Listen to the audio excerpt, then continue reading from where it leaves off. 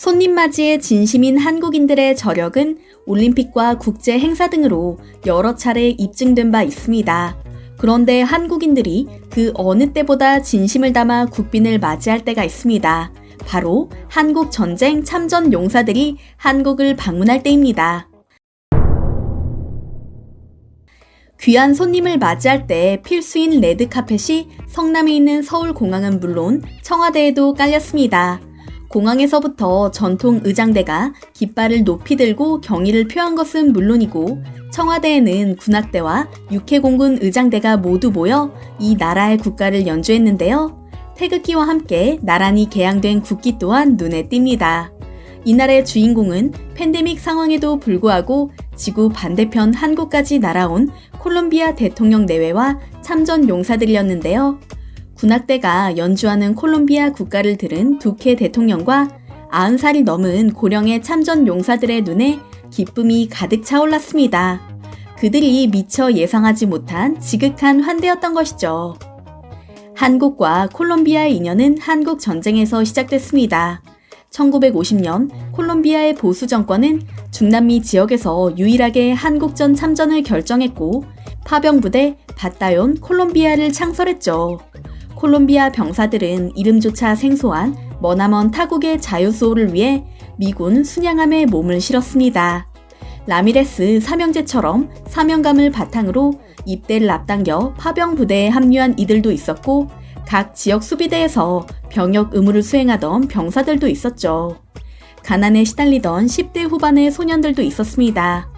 총 4차례에 걸쳐 파병된 이들은 5,400명. 7개월이나 걸려 한반도에 도착한 콜롬비아 군은 특유의 용맹함으로 흑은 토령 전투, 금성 진격전, 불모고지 전투 및 동해 보급품 수송선단 호위 작전 등에 크게 이바지하며 공을 세웠습니다. 그러나 안타깝게도 213명이 전사했고 448명이 부상을 입었죠. 현재 콜롬비아에 생존해 있는 참전 용사들의 나이는 90대 중후반.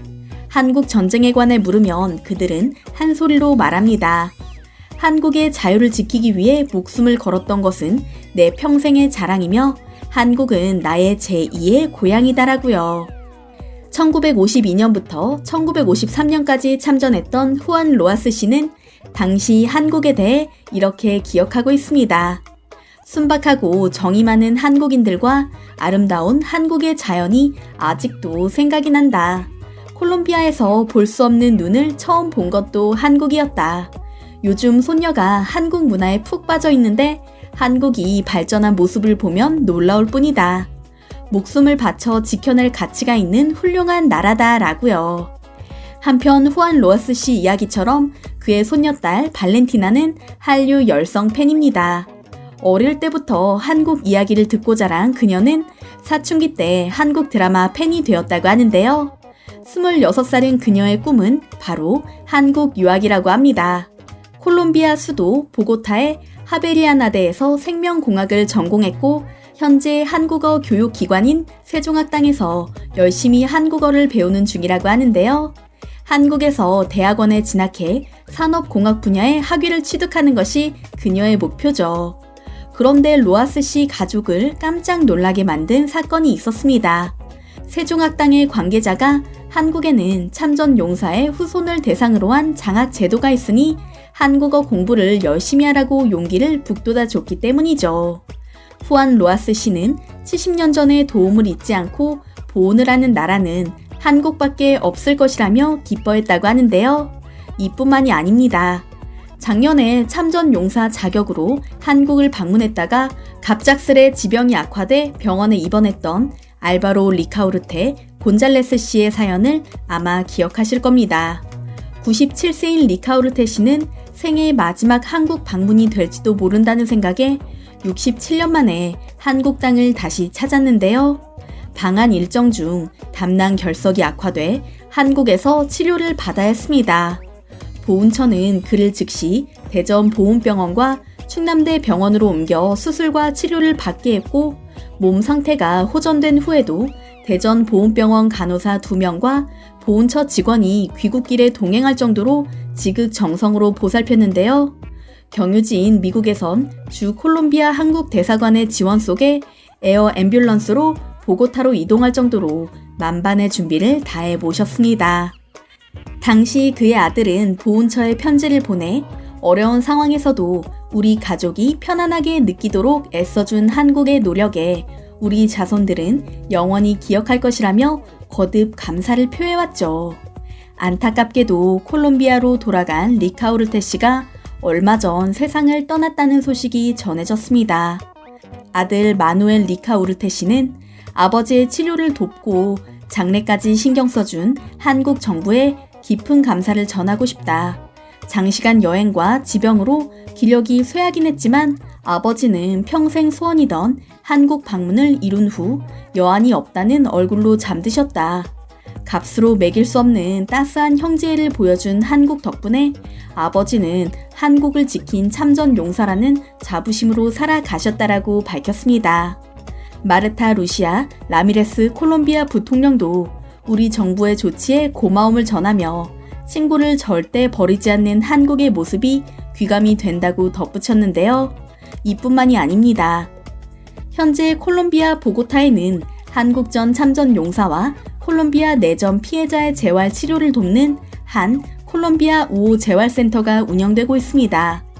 물리치료실과 체육관과 수영장은 물론 직업훈련, 사회적응 치료시설 등을 갖춘 이곳은 한국의 무상 원조로 지어졌습니다. 참전 용사라면 누구나 이곳에서 무상으로 치료를 받을 수 있다고 하는데요. 코로나19로 중남미 국가가 고통받고 있을 때 가장 먼저 콜롬비아에 손을 내민 것도 한국이었습니다.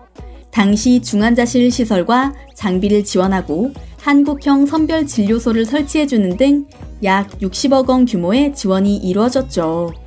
또한 본격적으로 마약 카르텔 퇴치에 나선 콜롬비아 정부를 돕기 위해 우리 해군은 퇴역 예정이던 포항급 초계함을 콜롬비아로 무상 양도해 준 적도 있습니다. 콜롬비아는 안데스 호랑이라는 별명처럼 시장 잠재력과 빠른 성장성을 갖고 있지만 오랜 기간의 내전의 후유증과 사회 전반에 스며든 마약 카르텔 때문에 골머리를 앓던 중이었습니다. 두케 대통령은 마약 밀매 조직과의 전쟁을 선포하고 퇴치에 나섰는데요. 마약 운반을 위해 잠수함까지 만든 그들을 콜롬비아 해군이 맨손으로 잡기란 불가능에 가까운 일이었습니다. 고심하던 콜롬비아 정부는 한국을 떠올리고 혹시나 하는 마음으로 도움을 요청한 것이죠. 그런데 한국은 한 척도 아닌 두 척이나 그것도 완벽하게 수리해서 콜롬비아로 보내준 것입니다. 크게 감동한 두케 대통령은 진수식에 자신의 어머니를 모시고 와서 함정의 대모로 임명하고 안전 운항을 기원하는 의식까지 거행할 정도였습니다. 한국에서 익사함으로 불렸던 초계함은 알미란테 토노함으로, 안양함은 나리뇨함으로 불리며 콜롬비아 해상을 든든하게 지키고 있죠. 그 덕분인지 최근 콜롬비아 정부의 마약 조직 소탕 성과가 남다릅니다. 해상으로 밀수하는 업자들을 속속 잡아들이고 있으며 대규모 작전 끝에 걸프 클랜의 두목까지 체포하기에 이르렀죠.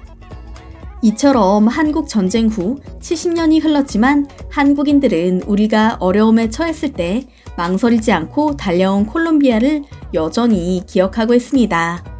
그리고 아직도 갚아야 할 은혜가 남았다며 콜롬비아 참전 용사는 물론 그 후손들까지 돕고 있죠.